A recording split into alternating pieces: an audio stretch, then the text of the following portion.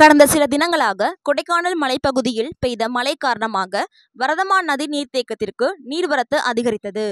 இந்நிலையில் வரதமான் நதி நீர்த்தேக்கத்தின் முழு கொள்ளளவான 67 அடி வரை நீர் நிரம்பி தற்போது வழிய துவங்கியுள்ளது.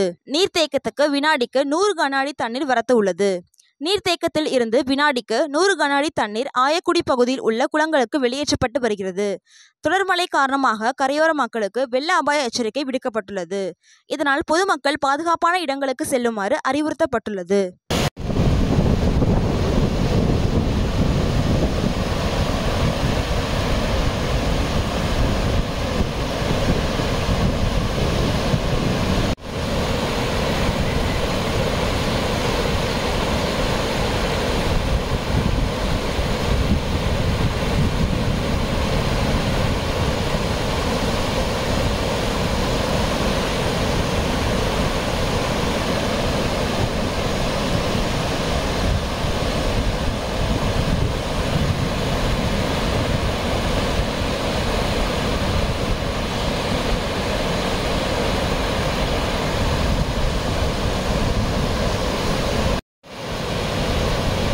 பார்த்து